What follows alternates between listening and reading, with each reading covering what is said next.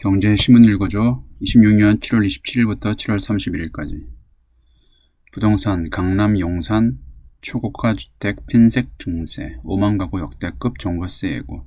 똘똘한 한 채 기준 공시가 30억, 시가 43억. 종부세 과표 한계 구간 신설, 세액공제 한도 1,000만원 설정. 종부세 부담 상한율도 올릴 듯. 하반기 매매 전세 월세 강세 전망. 정부가 서울 강남 서초구 일대 전용 면적 84제곱미터 이상 아파트, 용산구 고가단지 등 공시가격 30억 이상 약 5만 가구를 대상으로 종합부동산세 핀셋 증세 방침을 굳혔다. 이른바 똘똘한 한 채에 대한 과세를 강화하겠다는 취지다. 초고가 주택 보유자의 세부담이 지금보다 2~3배가량 늘어날 것으로 전망된다.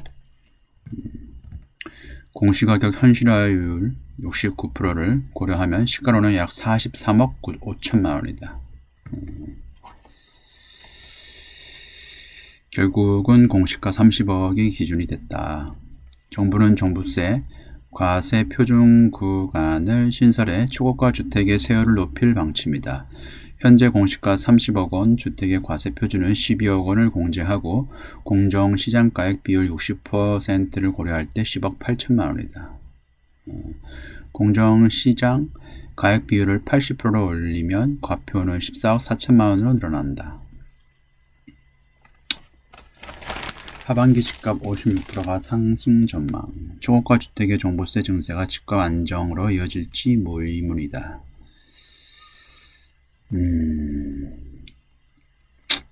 부동산 114가 설문조사한 결과 56%가 하반기 주택 매매 가격이 상승할 것으로 전망했다. 상반기 조사 결과와 비교해 상승 전망은 4%포인트 높아진 반면 하락 전망은 4%포인트 낮아졌다.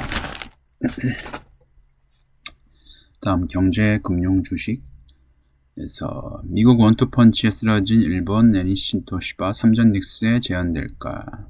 1980년에 일본, 2026년에 한국, 닮았지만 다르다. 미국발 고관세 가격 상한제 거론. 반도체 필수 장비 수출 막을 수도. 한국 때리면 중국 기업들만 웃어. 과거와 달리 제재 어렵다는 분석도.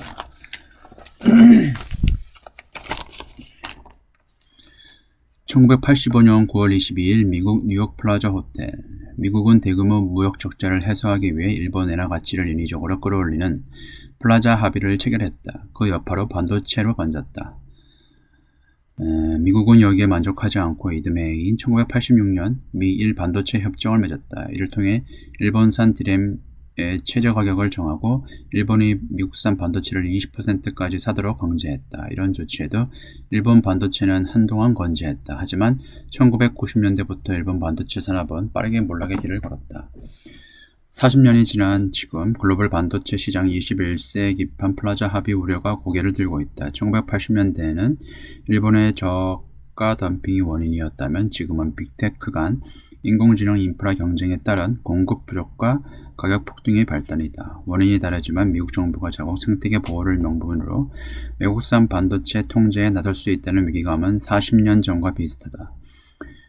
삼성전자와 SK하이닉스의 역대급 실적이 도널드 트럼프 미국 정부의 직접적인 타깃이 될 수 있다는 지적이 나오는 이유다. 대미 투자를 강제하기 위해 메모리에 높은 관세를 부과하거나 인위적인 가격 상한제를 도입할 가능성도 거론된다.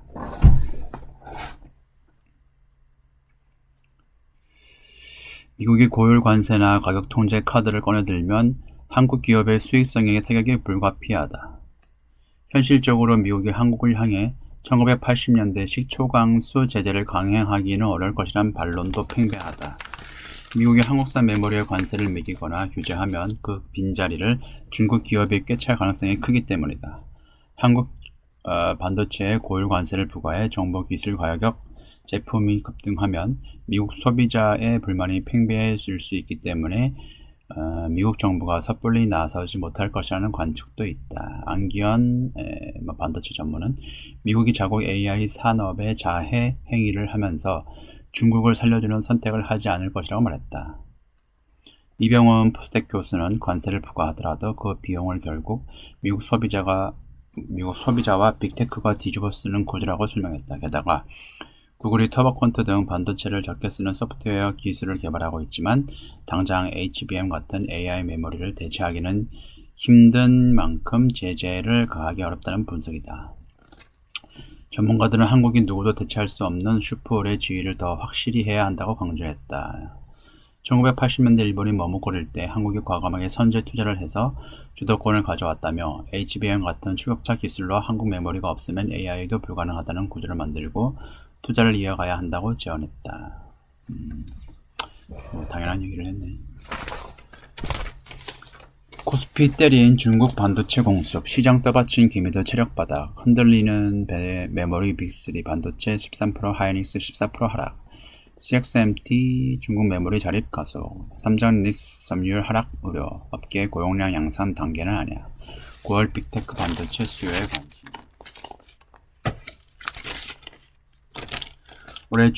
올해 국내 증시 랠리를 이끈 반도체 성장 서사에는 두 가지 핵심 전제가 있다. 글로벌 빅테크가 인공지능 데이터 센터 투자를 획기적으로 늘릴 것이란 점, 그 과실을 삼성전자, SK하이닉스, 마이크론 등 메모리 반도체 빅3가 독식할 것이란 점이다. 28일 국내 증시가 급락한 것은 이 두 전제가 한꺼번에 흔들렸기 때문이다. 최근 빅테크의 현금 흐름 악화와 중국 반도체의 추격 우려가 더해지며 랠리를 떠받치던 반도체 성장론에 대한 의구심이 커졌다. 삼성전자와 SK하이닉스 시가총액 비중이 절반을 넘는 유가증권 시장 구조상 타격이 클 수밖에 없다는 분석이 나온다. 증시를 끌어내린 악재는 크게 중국 반도체의 위협과 빅테크의 투자 여력 부족이다. 빅테크의 AI 투자 지속성에 대한 의구심도 커지고 있다. 구글 모회사인 알파벳의 올 2분기 잉여 현금 흐름이 상장 이후 처음으로 적자 전환하는 등 자금 사정이 악화하고 있다. 다만 전문가들 사이에선 시장의 우려가 과하다는 분석이 지배적이다. 중국 반도체 기업이 성능이 입증되지 않는 국산 장비로 ASML 장비를 대체할 가능성이 매우 낮다고 했다.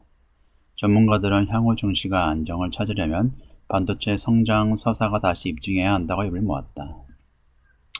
이진우 센터장은 투자 가이던스를 통해 빅테크의 회사채 발행 리스크가 진정될지를 계속 확인해야 한다며 9월 초 예정된 빅테크의 반도체 수요 조사에서도 확실한 증가세를 보여줘야 한다고 강조했다.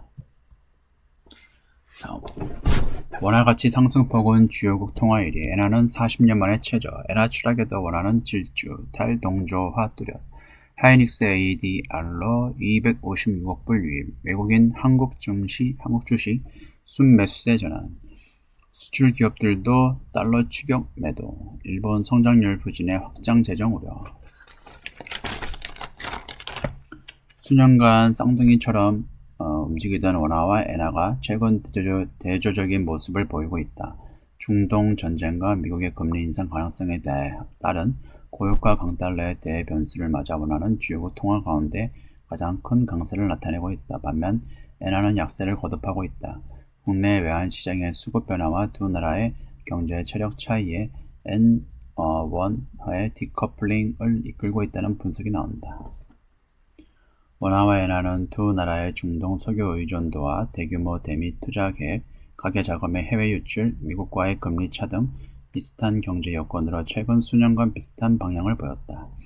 지난달 말까지만 해도 원달러 환율은 엔달러 환율의 1년 상관계수가 0.9에 달했다. 상관계수가 1에 가까울수록 동조화 현상이 강하다는 의미다. 외국인의 국내 주식 매도세가 진정된 것도 원화 강세를 뒷받침했다. 한국과 일본의 경제 체력 차이와 통화 정책 방향 또한 두 통화의 흐름을 갈랐다. 반도체 호황으로 한국의 올해 경제 성장률이 3%를 훌쩍 넘은 것이란 전망에 힘을 입으면서 시장 참가자는 한국은행이 최소 두세 차례 더 금리를 올릴 것으로 보고 있다. 전문가들은 당분간 원 엔화 디커플링이 이어질 것으로 전망했다. 엔화의 흐름은 중동 정세와 일본은행의 추가금리 인상 여부가 좌우할 것으로 예상된다. 중동 전쟁 장기화로 미국의 긴축 우려가 커지며 달러가 더욱 강세를 나타내며 엔화 가치에 부담을 줄 것이라는 분석이 나온다. 다음 코스피 역사적 저평가 진입, 낙폭 큰 대형주 관심. 12개월 선행 PER 4.8배, 코로나 팬데믹 때보다 낮아. 단일 레버리지 ETF 규제 시행된 코스피 변동성 점차 낮아질 듯. 삼전 닉스 등 반도체 싸금 쏠림 정책 수혜주 코스닥 분산 가능성. 코스피 지수가 일주일 만에 7,000선에서 5,500선으로 미끄러져 투자자의 불안이 커지고 있다. 그간 지수 반등을 기대하며 매수에 나선 개인은 최근 이 거래일간 5조 4천억원치 매물을 쏟아냈다. 증시 전문가들은 코스피 지수 밸류에이션이 역사적 저점까지 떨어진 만큼 급격한 하락세가 다시 연출될 가능성이 제한적이라는 진단을 내놨다. 이날 확정 실적을 발표한 삼성전자는 0.72% 하락하는 데 그쳤지만 SK하이닉스는 5.6% 떨어졌다. 증권가에서는 현재 코스피 지수의 12개월 선행 주가 수익 비율이 4.8배 수준까지 내려가 글로벌 금융위기와 코로나19 팬데믹 때보다 낮아진 만큼 낙폭이 과다하다고 평가하고 있다. 증권가는 공포 심리에 휩쓸려 주도주를 급하게 처분하기보다는 실적이 뒷받침되는 반도체주와 낙폭이 과도했던 대형주를 중심으로 대응할 필요가 있다고 보고했다. 특히 단일 종목 레버리지 ETF 규제 효과가 본격화하면 삼성전자와 SK하이닉스에 집중된 자금이 코스닥 시장, 정책 수혜주 등으로 분산돼 시장 전반의 수급이 개선될 것으로 보고 있기 때문이다. 연고점 대비 큰 폭으로 하락한 유가증권 종목으로는 LG이노텍이 마이너스 72%, 현대오토에버가 마이너스 66%, 미래에셋증권이 마이너스 4%, LG전자가 마이너스 63% 꼽힌다. 시장 충격이 발생해도 풍부한 유동성을 바탕으로 대규모 매매에 따른 가격 왜곡이 상대적으로 작다는 장점이 있다. 일각에선 코스피 지수 이익 모멘텀이 둔화하면 소외된 시장에 관심을 보이라는 조언도 나왔다. 네, 이번 주 여기까지입니다. 고맙습니다.